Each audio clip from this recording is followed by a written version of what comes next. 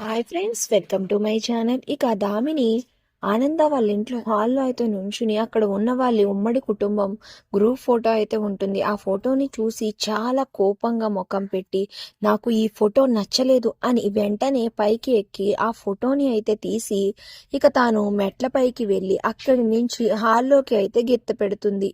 దాంతో ఆ ఫోటో పైనుంచి కింద పడి గ్లాస్ మొత్తం పగిలిపోతుంది.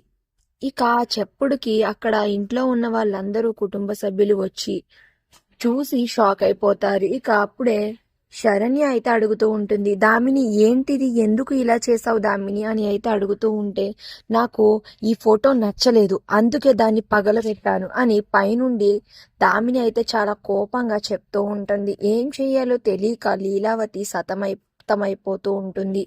ఇక అప్పుడే ఆనంద అయితే బయట నుంచి కారులో దిగి లోపలికి వస్తూ ఉంటుంది. ఇక ఆనంద వస్తుంది, ఇప్పుడు గొడవ బాగా పెడుతుంది, బాగుంటుంది ఇప్పుడు అని అనన్య కాంచన అయితే సంతోషపడిపోతూ ఉంటే కుటుంబ సభ్యులు మాత్రం టెన్షన్ పడుతూ ఉంటారు. ఇక ఆనంద లోపలికి రాగానే ఒక్కసారిగా ఆ ఫోటోని తీసుకుని బాధగా కన్నీళ్లతో ముఖం పెట్టి, ఏంటిది, ఈ ఫోటోని ఎవరు ఇలా పగలగొట్టారు అని ఆ ఫోటో మీద ఉన్న గ్లాస్ తుడుస్తూ ఉంటుంది.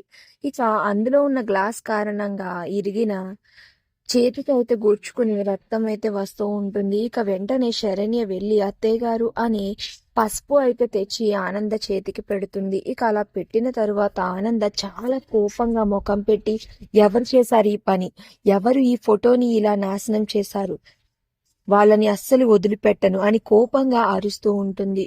ఇక ఏం చేయాలో తెలియక శరణ్య అయితే, అత్తయ్య గారు క్షమించండి, ఈ ఫోటోని నేనే పగలగొట్టాను అని అయితే చెప్తూ ఉంటుంది. ఇక శరణ్య అలా చెప్పడంతో దామిని ఒక్కసారిగా షాక్ అయ్యేలా చూస్తూ ఉంటుంది. ఇప్పుడు ఆనంద శరణ్యకు ఎలాంటి శిక్ష వేయనున్నది అనేది నెక్స్ట్ రివ్యూలో తెలుసుకుందాం. వీడియో నచ్చితే ప్లీజ్ సబ్స్క్రైబ్.